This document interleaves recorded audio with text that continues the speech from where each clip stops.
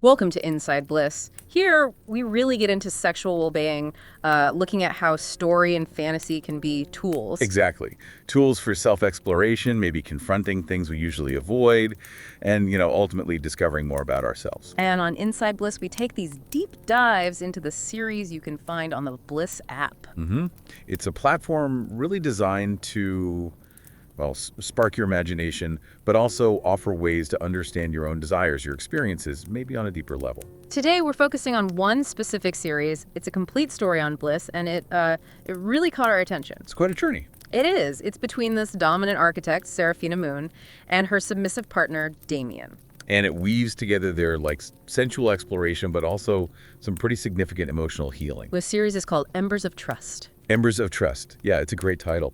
And it really shows what Inside Bliss is about, doesn't it? Yeah. How using fantasy, especially in a safe space like the Bliss app, can support sexual wellness. You see these characters face their vulnerabilities. Right, navigating those tricky power dynamics. And ultimately, strengthening their connection through intimacy. Okay, so let's really unpack this. For anyone listening who maybe isn't familiar with Bliss, what is it exactly? Well, it's this interesting space. You can dive into ready-made first-person stories, or, and this is cool, you can actually craft your own fantasies. And it's more than just the explicit content, right? That's key. Totally. It gives you this chance to explore the why behind the desires, the internal thoughts, the emotional shifts. It's all about getting that richer self-understanding. And Embers of Trust shows this right away, doesn't it? In that first chapter, Whispers of Surrender. Oh, yeah. They start using the Bliss app, and there's this suggestion, just a light touch, a caress along the jawline. And Damien flinches. It's unexpected. It is, and that resistance, that tiny moment,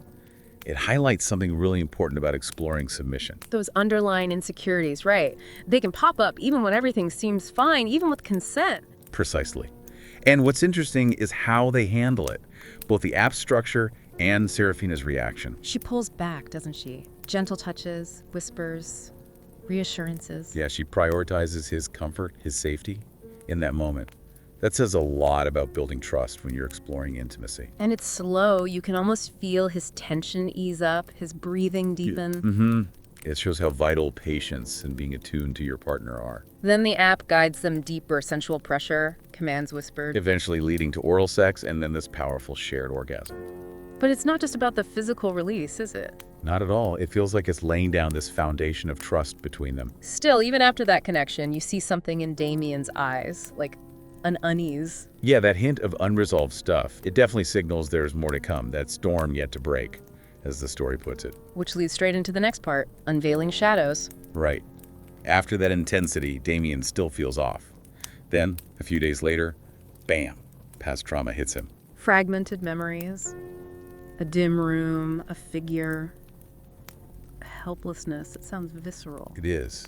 And it shows how past experiences can just ambush you, especially when you're vulnerable or intimate. So Seraphina turns to the app again. She does. Uses its calming features like a guided meditation, but also her own intuition, her care, to help ground him. Those descriptions he gives, shadows, cold hands, darkness, it's chilling. It really paints a picture. And Seraphina's touch becomes like an anchor for him.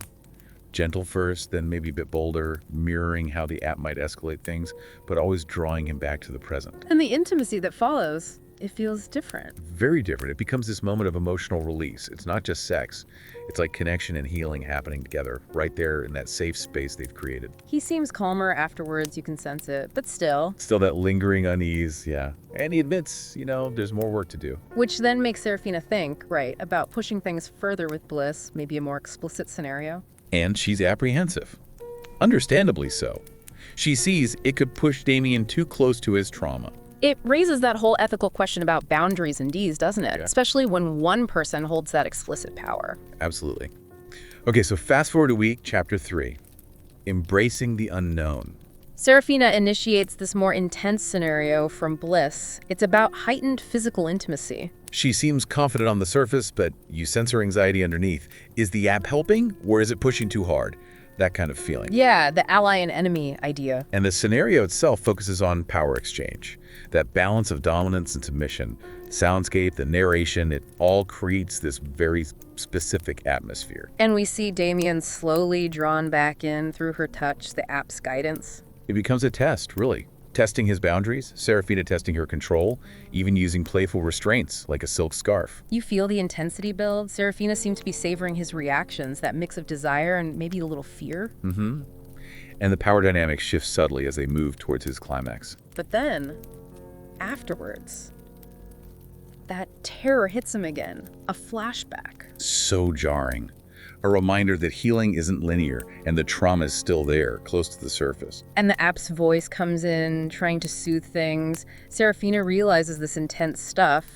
It's just one part of a much longer journey. Exactly. It's not a quick fix. Which takes us to a really key moment, I think, in Beyond the Algorithm. Oh, yeah, this is interesting. The Bliss app glitches. It just freezes. And first they're frustrated, right? But then, relief. Yeah.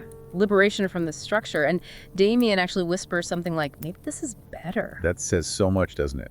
About needing something more spontaneous, something beyond a technology script. And Seraphina just shifts gears. Intuitive touch, massage, exploring slowly, without the app telling them what to do. It's beautiful, actually. You see desire come back, purely through their own connection and touch. Leading to oral sex, manual stimulation, and his release is described as, what, powerful, uncontrolled. Yeah, different from the guided experiences, more raw, maybe. It really highlights the connection you can find in that spontaneous, unfiltered intimacy. Totally. But just as they find that rhythm, bang, external conflict arrives. The email. The email. Failed business deal, Project Nightingale, and a hint that Seraphina's private life might be compromised. The outside world crashes in.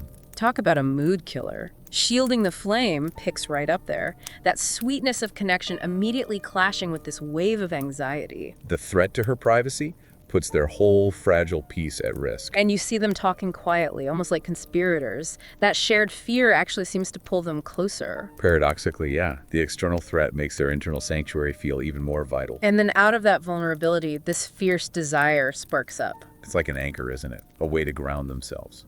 Passionate kissing, caressing. Leading to sex that feels almost like defiance, pushing back against the outside world. Primal is the word used, stripping everything bare physically and emotionally. It feels protective. But it doesn't end there. More threatening emails arrive. Can their sanctuary hold? And Seraphina's own doubts about her dominance creep back in. Which sets the stage for the weight of control. It's a month later now. Things feel a bit fragile, intimate but fragile. And Seraphina is really wrestling with guilt about her dominance. Yeah, scared of being like her controlling mother. That's a heavyweight. What's crucial is that she actually tells Damien about these fears. She opens up. That vulnerability is huge. And it allows Damien to be honest, too. He shares his own stuff, right? Anxieties about being submissive, guilt, fear of being overwhelmed. But also his resilience. Mm-hmm. And this sharing, exploring their pasts, their insecurities together, it deepens their bond way beyond just the physical side. Their lovemaking then becomes this expression of emotional intimacy, mutual understanding. You feel that real postcoital glow, that renewed confidence afterwards. But the security threat is still hanging there. And they're thinking about what's next, sensually, maybe with a new Bliss feature. The tension remains. And that leads into uncharted territories. Morning light, Damien seems peaceful. But Seraphina's anxious. This new Bliss feature, uncharted territories, feels like a step into the unknown. You sense her conflict. The app's been a scaffold, but maybe it's time to move beyond it. Is she ready? Is he? Damien seems keen, though. He does. And Seraphina puts on a reassuring face. This new feature. It's different. Less structured scenarios, more abstract, customized prompts based on their past sessions. Interesting. Focusing on touch, building desire slowly. Yeah, and you see Damien hesitate sometimes, those echoes of past trauma. But Seraphina guides him patiently, letting him lead the pace. And then it shifts again, becomes more intuitive, Seraphina anticipating his needs. The undressing, the oral, the manual stimulation, it flows organically. And Damien touches her with more confidence now. The kiss deepens. It feels like a real shift. Definitely. And Seraphina explores further, introducing anal play, leading to this shared ecstasy. It's new territory for them. That feeling afterwards. Gentle exhaustion, satisfaction. They know they've moved past just following prompts, found something deeper. But then, Yeah. the phone rings. A missed call, Damien mentions. Shatters the peace again. Hints at something maybe darker coming. Always something. Rekindling the Embers deals with that aftermath. Tension is back. A small misunderstanding blows up into a real argument. All those anxieties bubbling under the surface just spill out. Sharp words, painful silence. It feels real. And they decide to use the Bliss app again, but this time for communication exercises, to work through the conflict. Using the app for talking, not just touching, that's a switch. It is. And there's this contrast as the app's calm, maybe clinical tone, and their raw emotions. Then Damien confesses what's been going on. Manipulative calls from an old friend triggering his past trauma. That's the source of his fear. It's a huge moment of vulnerability, tears, and Seraphina just being there, supporting him silently. And then the app guides them towards touch again, a sensual massage. Yeah, but fueled by Seraphina's intuition too. The erotic tension builds, whispers, oral sex, climax. It becomes a physical act of reconnection, melting the tension. Solidifying things again, but The phone rings again. Same unknown number. The tension snaps right back.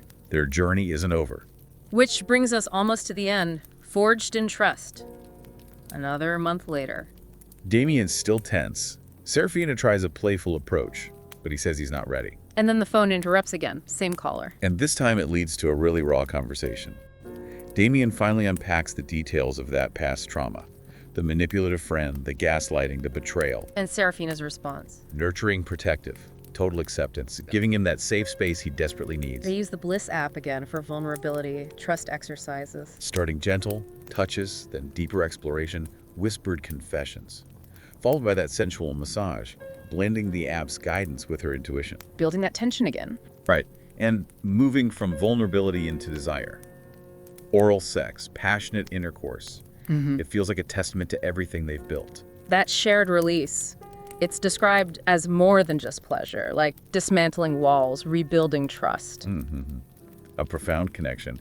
He still admits to lingering fears afterwards, but feels secure with her. But the ending.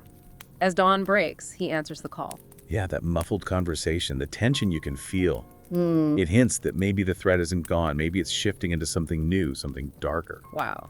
So wrapping up this deep dive into Embers of Trust, it really does hit all those themes we talk about on Inside Bliss. Absolutely. Sexual well-being, self-exploration, confronting difficult truths, discovering things about yourself and your partner, all through this lens of fantasy. This series shows so well how you can navigate challenges, deepen connection. And the emotional transformations that are possible when you mindfully explore sexual fantasies. We really hope you consider diving into Embers of Trust yourself on the Bliss app. And check out the other series too. It's such a great way to explore your own desires, maybe gain some deeper self-awareness in a really safe way. Bliss really does offer that mindful, secure space for it. It's not just about the spice, though, that's there. It's about the journey inward. It makes you think, doesn't it? How powerful storytelling and fantasy can be for getting at personal truths. Definitely gives you food for thought. So if you want to experience these mindful, spicy stories firsthand, Download the Bliss app. Give it a try. See where it takes you. and hey, if you enjoyed this deep dive here on Inside Bliss, please do like and subscribe. We'll be back with more explorations into the world of mindful, spicy stories.